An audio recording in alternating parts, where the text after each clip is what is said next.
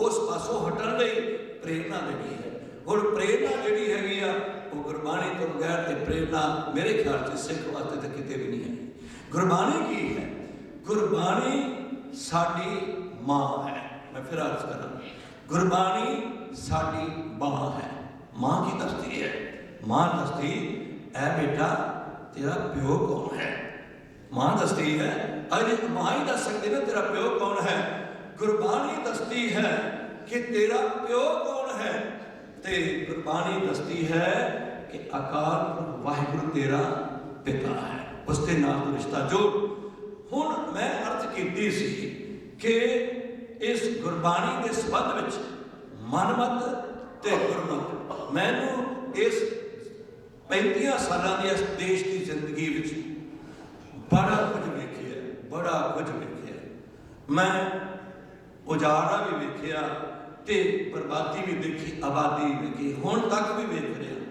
ये ना समझो कि आई एम परफेक्ट, मैं कोई पूरा नहीं। मैं लड़ रहा, पहला भी लड़दा सी, फिर भी लड़दा सी, अज भी लड़दा हाँ। जिंदगी एक है लड़ाई, इस लड़ाई विच असीं जूझदे हाँ।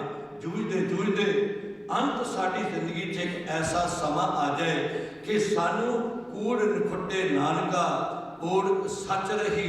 ते उसके संबंध विच आओ आपां एक दो गल्लां करके समाप्ति कर देंगे। वो है कि असी गुर की मत तो ले आने, भगत बिना बहुत डूबे सियाणे। हुण मन की मत तो कहते मेरा प्यो है, माँ है। गुरु की कहता नहीं, गुरु कहता नहीं, ये शरीरा मेरे है। हर तुम में जोत रखी तांतू जग में आया, हर जोत रखी तुद विच तांतू जग में आया। हर आपे माता आपे पिता, जिन जियो पाए जगत खाया। गुरु प्रसादी भुजया ता चत हुआ चत नदरी आया। कहे नानक शिष्ट का गुरु रचया, जोत राखी तांतू जग में आया। गुरु की मत ये कहनी। हुण इस मत नूं आपां ग्रहण करना है। इस मत नूं ग्रहण करन लई अज दे युग विच मैं आप जी अगे हाथ जोड़ के बेनती करदा है, you have to become the representative of Guru Nanak from today. Ram Rahim दे हर चेला रिप्रेजेंटेटिव बने है। देखिया तुसीं इंडिया जा करके देखो, तुहानूं गल नहीं कर देंगे। राधा स्वामिया का हर चेला उन्होंने रिप्रेजेंटेटिव बने, गल नहीं कर लेंगे वन वे। और फिर नूर महली जिन्ने चेले ने दबा दब गल करते हैं, तुहानूं बोलण नहीं देंगे। इत्थों तक कॉम्युनिस्ट कामरेड उन्होंने गल करके वेखो, तुहाडी गल नहीं सुनगे, because they are so much committed. उसके मुकाबले विच असी की करते हैं, क्योंकि सानू 50 साल पिछलियां विच सिर्फ एक अखंड पाठा तो सुबह कुछ खास प्राप्त नहीं होया। गुस्सा ना करिए, अखंड पाठा तो सुबह सानू कुछ प्राप्त नहीं होया। गुरबाणी का जिहड़ा ज्ञान सी, जिहड़ा ध्यान सी, वो साडा अगे नाल घट गया। मैं अंत विच कहा कि अज साडे पढ़े लिखे लोग ज़्यादा हो गए हैं, सानू आउंदा जाता है। अज साडियां सीढ़ियां बड़ियां चल रही हैं, अज साडियां किताबां बड़ियां बन गई ने। अज असी जानते बहुत कुछ हाँ, अज असी जानते बहुत कुछ हाँ। We have more knowledge but we have less practice. साडे को ज्ञान बड़ा है लेकिन प्रैक्टिस कोई नहीं। प्रैक्टिस में 3 चीज़ां कराया करो रोज़। कोई सानू कुछ कहता है, कोई कुछ कहता है, पढ़िया लिखा आता जिदा वो समझ आती है उदा करी जाता है। हुण पढ़े लिखे जो अजकल के ने वो प्रचारक नवे चले, वो कहते आत्मा ही है नहीं। वाह, लोगों को पंबल पूसे के बाद आत्मा ही है। वो कहते बस वो आत्मा है नहीं, वो कहते ना कोई आत्मा है, ना कोई अगे जन्म है, बस इतने का इतने खत्म हो जाना, गल ठीक है। वो समय इस पास लाई जाते। वो गुरु नानक देव जी ने इतों तक भी कह दिता। एक प्रचारक ने, मैं उस वेले टोरंटो सी टीवी पर बोलता है, वो कहता है गुरु नानक देव जी जेड़े सी ओह असल विच जदों उन्हां दा अंत होया, उन्हें शब्द बोलिया ते उन्हां दा शरीर जिहड़ा सी वो इस तरह नहीं गया सी जिस तरह लोग कहते हैं भी वो दशहरी सी। कहता जी हिंदू तो मुसलमान लड़ पे, कहना सिख है नहीं सी। उन्हें शब्द ही बोलते ਹੁਣ ਉਹਨੇ ਦੇ ਸਾਬਤ ਕਰਨ ਦੀ ਕੋਸ਼ਿਸ਼ ਕੀਤੀ ਕਿ ਗੁਰੂ ਨਾਨਕ ਦੇਵ ਜੀ ਨੂੰ ਸਰੀਰ ਤੱਕ ਹੀ ਉਸਨੇ ਮਹਿਦੂਦ ਕਰ ਦਿੱਤਾ ਹੈ ਕਿ ਗੁਰੂ ਨਾਨਕ ਦੇਵ ਜੀ ਇਸ ਤਰ੍ਹਾਂ ਦੇ ਸੀ ਜਿਸ ਤਰ੍ਹਾਂ ਦਾ ਮੈਂ ਹਾਂ। ਇਹਨਾਂ ਗੱਲਾਂ ਦੇ ਪਿੱਛੇ ਲੱਗ ਕੇ ਕੀ ਹੁੰਦਾ ਹੈ? ਵੀ ਲੂਜ਼ ਆਵਰ ਡਿਵੋਸ਼ਨ, ਅਸੀਂ ਸ਼ਰਧਾ ਆਪਣੀ ਖਤਮ ਕਰ ਦਿੰਦੇ ਹਾਂ। ਗੁਰੂ ਨਾਨਕ ਦੇਵ ਜੀ ਨੂੰ ਇਹ ਕਹਿਣਾ ਕਿ ਉਹਨਾਂ ਦਾ ਸਰੀਰ ਜਿਹੜਾ ਉਹਨਾਂ ਨੇ ਡਿਸਅਪੀਅਰ ਨਹੀਂ ਸੀ ਹੋਇਆ, ਬੜਾ ਪਤਾ ਨਹੀਂ ਕੀ ਪ੍ਰਾਪਤੀ ਕਰਨਗੇ ਲੋਕ ਕਹਿ ਕੇ ਤਾਂ ਇਹੀ ਪ੍ਰਾਪਤ ਕਰਨਗੇ ਕਿ ਬਾਬੇ ਨਾਨਕ ਦਾ ਸੰਸਕਾਰ ਕੀਤਾ, ਪਰ ਫਿਰ ਕਿਹਨੇ ਕੀਤਾ? ਸਾਨੂੰ ਵੀ ਦੱਸ ਦਿਓ, ਸਾਨੂੰ ਦੱਸ ਦਿਓ ਕਿ ਕਿਹਨੇ ਕੀਤਾ, ਸਾਨੂੰ ਦੱਸ ਦਿਓ ਕਿ ਨੀਹਾਂ ਵਿੱਚ ਚਿਣ ਹੋਣ ਵਾਲਾ ਇੱਕ 6-7 ਸਾਲ ਦਾ ਬੱਚਾ 9 ਸਾਲ ਦਾ ਕਿਵੇਂ ਚਿਣਿਆ ਜਾ ਸਕਦਾ? ਕਿਉਂਕਿ ਮੈਂ ਚਿਣ ਹੋਵਾਂ ਤਾਂ ਮੇਰੇ ਕੋਲ ਤਾਂ ਚਿਣ ਨਹੀਂ ਹੋਣਾ। They are comparing all these shaheeds with ordinary people, but they were not ordinary people, they were special people, क्योंकि ਇੱਥੇ ਤੁਸੀਂ ਜਿੰਨੇ ਬੈਠੇ ਹੋ ਸਾਰੇ ਇੱਕੋ ਜਿਹੇ ਨੇ, ਹਰ ਇੱਕ ਦੀ ਅਵਸਥਾ ਆਪਣੇ ਆਪ ਹਿਸਾਬ ਦੇ ਨਾਲ ਖੜੀ ਹੈ। ਸੋ ਆਓ ਆਪਾਂ ਗੁਰੂ ਨਾਨਕ ਦੇ ਰਿਪਰੈਜ਼ੈਂਟੇਟਿਵ ਬਣ ਕੇ ਸਾਡੇ ਅੰਦਰੋਂ ਜਦੋਂ ਵੀ ਕਿਸੇ ਨਾਲ ਗੱਲ ਕਰੋ, ਕਿਸੇ ਸਿੱਖ ਨੂੰ, ਕਿਸੇ ਵਿਅਕਤੀ ਨੂੰ ਗੁਰੂ ਨਾਨਕ ਨਾਲ ਜੋੜਨ ਦਾ ਤੁਸੀਂ ਦਿਨ ਰਾਤ ਉਪਰਾਲਾ ਕਰੋ, ਖੁਦ ਪ੍ਰਚਾਰਕ ਬਣੋ। ਦਾਸ ਦੀ ਤਾਂ ਇਹੋ ਹੀ ਬੇਨਤੀ ਹੈ। ਔਰ ਦਾਸ ਨੇ ਟੀਵੀ ਪ੍ਰੋਗਰਾਮ ਤੁਹਾਨੂੰ ਪਤਾ ਹੈ ਕਿ ਹਰ ਸ਼ਨੀਵਾਰ 1 ਵਜੇ ਤੋਂ ਲੈ ਕੇ 1:30 ਵਜੇ ਤੱਕ ਖਾਲਸਾ ਸਕੂਲ ਵੱਲੋਂ ਸ਼ੁਰੂ ਕੀਤਾ ਹੈ, ਜਿਸ ਵਿੱਚ ਅਸੀਂ ਇਹ ਵੀ ਚਾਹੁੰਦੇ ਹਾਂ ਕਿ ਤੁਸੀਂ ਉਸ ਵਿੱਚ ਮਾਇਆ ਖਾਲਸਾ ਸਕੂਲ ਵਿੱਚ ਜਮ੍ਹਾਂ ਕਰਾ ਕੇ ਤੁਸੀਂ ਸਫਲ ਕਰ ਸਕਦੇ ਹੋ, ਕਿਉਂਕਿ ਉਸ ਮਾਇਆ ਤੋਂ ਬਗੈਰ ਪ੍ਰਚਾਰਕ ਜਿਹੜੇ ਨੇ ਉਹ ਮਾਇਆ ਨਹੀਂ ਪੱਲਿਓ ਖਰਚ ਕਰ ਸਕਦੇ। ਹਾਂ, ਦਸਾਂ ਨੌਂ ਦੀ ਕਿਰਤ 'ਤੇ ਮੈਂ ਪਿੱਛੋਂ ਹਿੱਸਾ ਪਾ ਸਕਦਾ ਹੈ। ਜੇ ਤੁਸੀਂ ਇਹ ਕਹੋ ਕਿ ਗਿਆਨੀ ਜੀ ਆਪਣੇ ਕੋਲ $3000 ਮਹੀਨੇ ਦਾ ਖਰਚ ਕਰ ਸਕੇ, ਇਟਸ ਇੰਪੋਸੀਬਲ, ਕਿਉਂਕਿ ਜਦੋਂ ਦੂਸਰੇ ਧਰਮਾਂ ਦੇ ਪ੍ਰਚਾਰਕ ਵੇਖਦੇ ਆ, ਉਹਨਾਂ ਪ੍ਰਚਾਰਕਾਂ ਨੂੰ ਪੈਸੇ ਦੀ ਕੋਈ ਫਿਕਰ ਨਹੀਂ ਹੁੰਦੀ, ਸਿਰਫ ਇਹ ਫਿਕਰ ਹੁੰਦਾ ਕਿ ਅਸੀਂ ਪ੍ਰਚਾਰ ਕਰਨਾ। ਇਤਨਾ ਕੁਝ ਕਹਿੰਦਾ ਹੋਇਆ ਆਓ ਆਪਾਂ ਇਜਾਜ਼ਤ ਮੰਗਦੇ ਹਾਂ। ਫਤਿਹ ਬੁਲਾਓ। ਵਾਹਿਗੁਰੂ ਜੀ ਕਾ ਖਾਲਸਾ, ਵਾਹਿਗੁਰੂ ਜੀ ਕੀ ਫਤਿਹ। ਸਿੰਘ ਜੀ ਧੰਨਵਾਦ ਹੈ। ਸਮਾਂ ਸਾਡਾ ਚਿੰਤਨ ਗੁਰੂ ਚਰਨ ਨਾਲ ਜੁੜਿਆ ਹੈ। ਆਓ ਹੁਣ 10 ਮਿੰਟ ਵਾਸਤੇ ਸਾਡੇ ਪਾਸ ਪੰਜ ਦੇ ਪ੍ਰਸਿੱਧ ਵਿਦਵਾਨ ਗਿਆਨੀ ਭਗਤ ਸਿੰਘ ਜੀ ਥਾਈਲੈਂਡ ਤੋਂ ਪਹੁੰਚੇ ਹਨ। ਆਓ ਉਹਨਾਂ ਤੋਂ ਆਪ ਜੀ ਗੁਰੂ ਜਨ ਸਰਵਣ ਕਰੀਏ।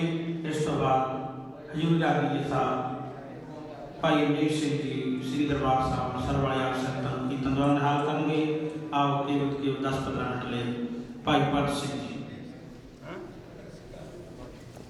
ਸਾਹਿਬ ਜੀਓ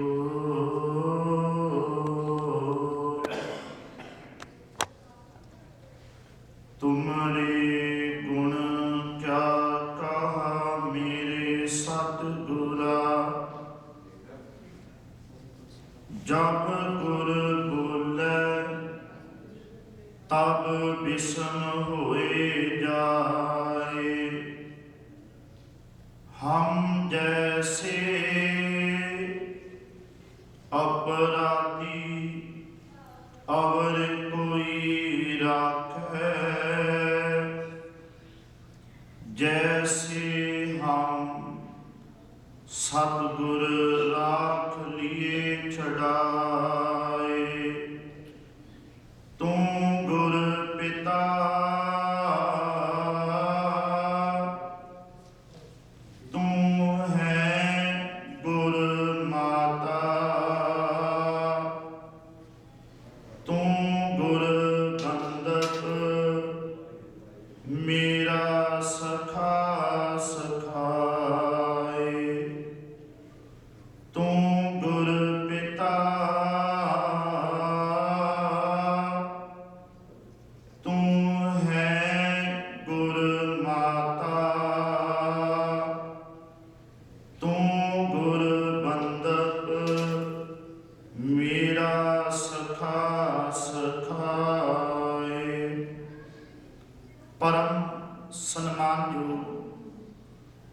चावल छतर तख्त दे मालक, बाणी के बोहित कारजुग दी जहाज, भगत वशल कृपा निधान दयालु कृपालु सतगुरु,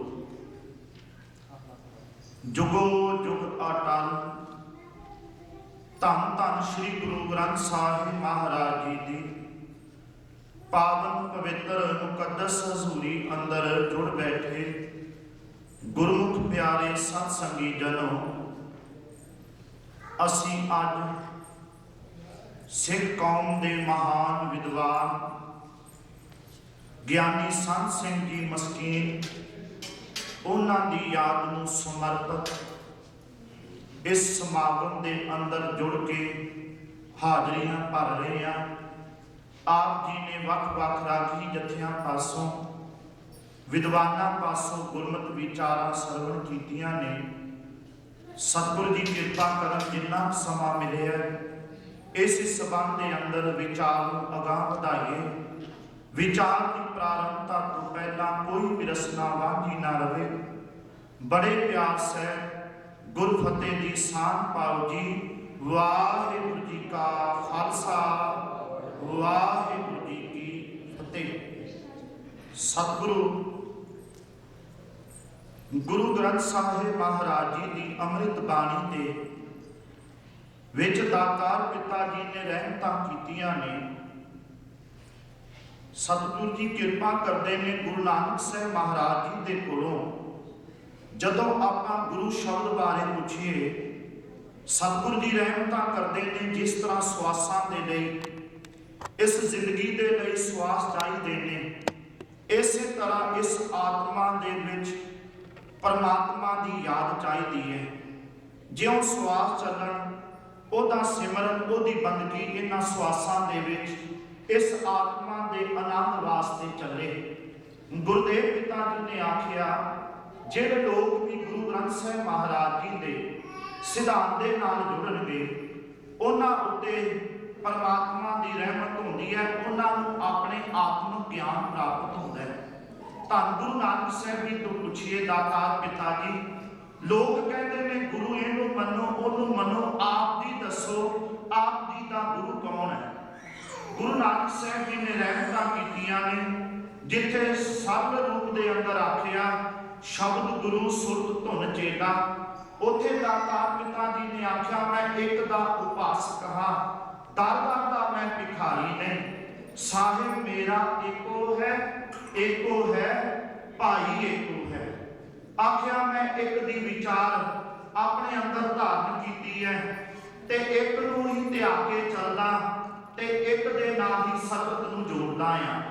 ਗੁਰੂ ਨਾਨਕ ਦੇ ਘਰ ਦਾ ਸਿਧਾਂਤ ਹੈ। ਸਤਿਗੁਰੂ ਜੀ ਨੇ ਰਹਿਮਤਾਂ ਕੀਤੀਆਂ।